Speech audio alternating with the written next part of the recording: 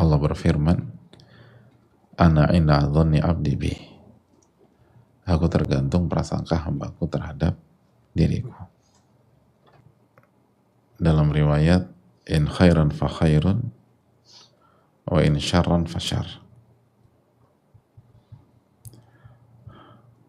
Kalau baik maka akan baik, tapi kalau buruk maka akan kejadian buruk. Makanya hadirin sekalian, Ibn Abi Dunya meriwayatkan bahwa Abdullah bin Mas'ud menyampaikan, walladzi la ilaha ghairuh, demi Allah yang tidak ada yang berhak diibadahi kecuali tidak ada yang berhak diibadahi selainnya. Ma'utiya abdun mu'minun syai'an khairan min husni dhanni billahi ta'ala. Tidak ada pemberian yang lebih baik kepada seorang mukmin atau kepada seorang hamba Allah yang beriman kecuali dia dikasih perasaan baik sangka kepada Allah. Allahu Akbar. Jadi nggak ada pemberian yang lebih baik, dibanding dikasih mentalitas, dikasih hati yang senantiasa baik sangka kepada Allah. Apapun yang terjadi baik sangka sama Allah. Itu pemberian paling mewah, kata Ibnu Mas'ud. Itu pemberian paling mewah, paling baik, paling mahal.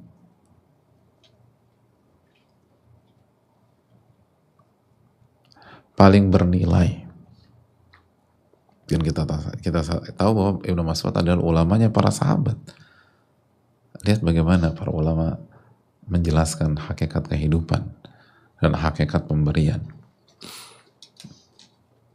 Jadi anugerah terbesar itu bukan kesehatan, tapi baik sangka kepada Allah.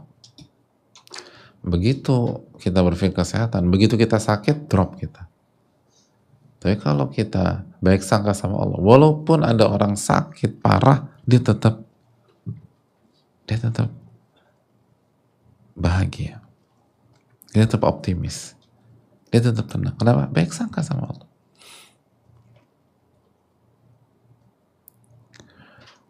Anugerah terbesar tuh bukan dapat suami yang baik,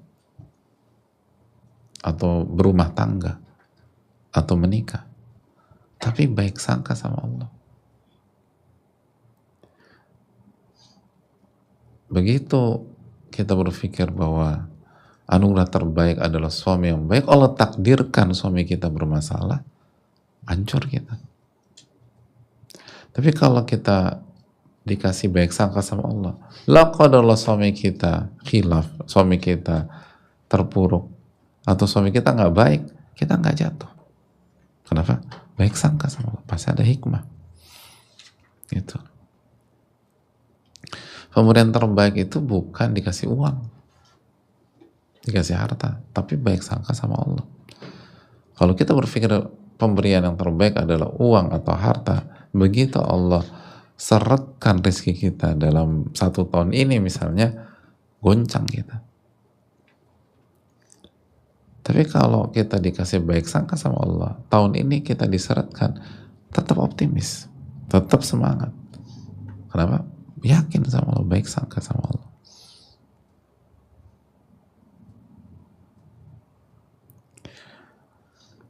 Makanya lihat bagaimana ulama menjelaskan, ingat loh ya, yang terbaik itu bukan yang kita pikirkan selama ini. Ada orang, anugerah terbaik itu kita dikasih anak. Begitu kita nikah, gak ada anak. Ternyata kita bermasalah secara kesuburan. Atau suami kita bermasalah secara kesuburan. Atau kita gak ada masalah, tapi gak dikasih anak sama Allah. Drop kita, terpukul kita. Ribut, cari-cari alasan. Tapi kalau kita dikasih baik sangka sama Allah, lalu kalau kita gak dikasih anak, tenang kita, pasti ada hikmah. Ini loh kekuatan ibu. program, coba program A, program B, tetap nggak dikasih anak, tenang, tetap nggak terpukul.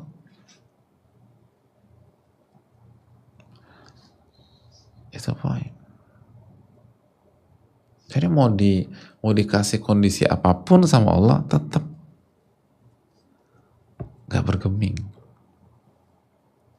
nggak terpukul. Tapi kalau kita hanya berpikir sisi-sisi indah dunia, nggak mungkin orang tuh enak terus secara duniawi, nggak mungkin. Atau hanya ingin apa yang kita, atau yang penting mendapatkan apa yang kita inginkan. Nggak semua hal yang kita inginkan kita dapatkan, nggak semua. Jangankan kita, Rasulullah SAW saja nggak dapatkan apa yang semua beliau inginkan. Beliau ingin pamannya Abu Talib masuk Islam, atau Abu Lahab pamannya masuk Islam, nggak bisa. Nah itu penawarnya apa? Husnudzon, baik sangka sama Allah. Dan baik sangka, dan orang nggak mungkin baik sangka kepada Allah kecuali dia kuat dalam berzikir kepada Allah. Karena dia ingat yang ngasih ini adalah Allah. Itu hal yang perlu kita camkan.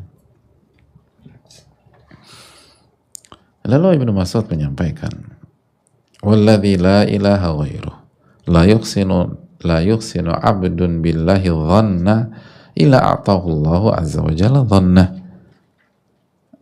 Wa dzalika bi anna al-khaira fi yadihi." Subhana.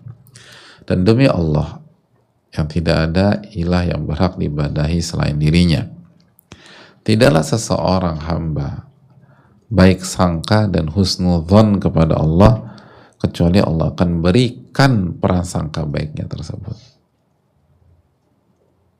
Allahu Akbar.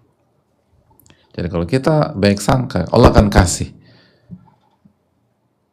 apa yang kita sangkakan atau apa yang kita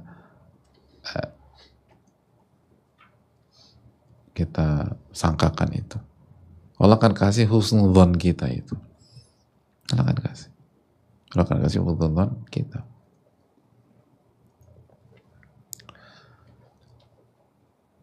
Jadi ini sangat mahal.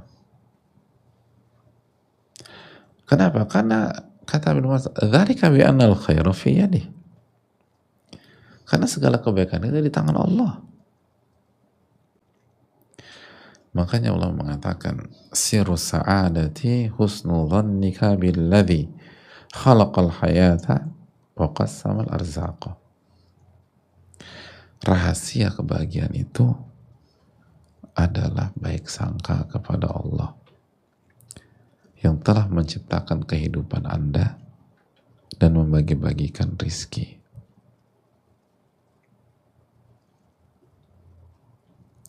Itu hadirin. Itu kunci kebahagiaan. Kunci kebahagiaan bukan jadi wanita cantik. Ada banyak wanita cantik gak bahagia, ibu-ibu sekalian. Bukan jadi kaya. Banyak wanita kaya yang gak bahagia sama sekali.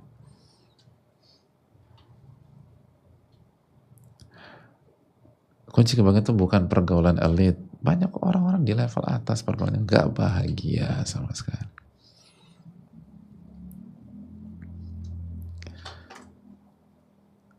Kunci kebahagiaan itu bukan naik turun mobil mewah. Banyak wanita itu mobilnya mewahnya minta ampun, kerjanya dalam mobil apa? Nangis. Gitu, nangis. Mobilnya jadi saksi. Dan supirnya saksi. Nangis terus.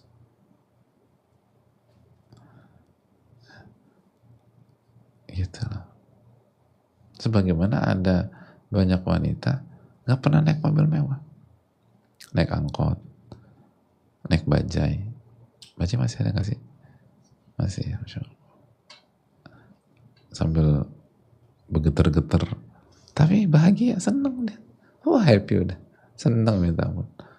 Naik beca, seneng naik beca. Gak pernah naik mobil mewah. Seumur hidup gak pernah. tapi bahagia hidupnya. Kenapa? Baik sangka sama Allah. Baik sangka sama Allah.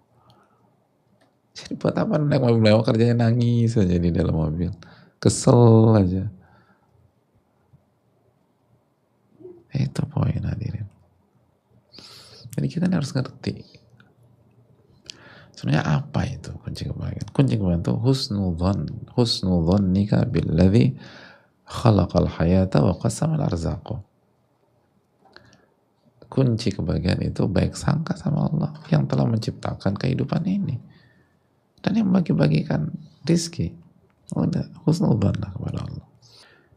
Jadi hadirin Allah muliakan. Makanya sebagian al-hikmah mengatakan man lahu maula ghani lam yaftaqir. Barang saya memiliki Rob yang kaya, dia nggak akan merasa miskin, nggak akan pernah merasa kecil, merasa kerdil, minder, enggak. Jadi kalau kita yakin Allah itu Al-Ghani yang maha kaya, Allah itu Rabbul Alamin, yang ngatur hidup kita Allah. Siapa sih Allah? Yang maha mengetahui. Siapa Allah? Yang maha baik, Al-Muhsin, yang maha pengasih, lagi maha penyayang. Udah dia tenang. Oh, yang ngatur ya. Dia tuh sekarang hidupnya, kegiatannya jauh lebih tertata. Lo tau gak alasannya apa? Oh, dia punya aspri baru. Emang jago tuh orang. Jago banget. Itu waktu kuliah, mahasiswa terbaik. Dan pengalamannya itu belasan tahun di level atas. Nah, kemarin dia bawa hire itu orang. Begitu orang itu jadi asprinya, ditatain kegiatan. Jadi lancar tuh kegiatan. Itu aspri yang jago. Aspri itu di bawah kita. Itu aja ngerubah hidup kita. Kalau jago. Lalu bagaimana Rabbul Alamin di atas kita dan di atas kita semua? Al-Muhsin yang maha baik, Ahkamul Hakimin yang maha bijak, Ar-Rahman Ar-Rahim, As-Samad. Gak mungkin berantakan kalau kita yakin dan kita mendekat kepadanya. Mustahil.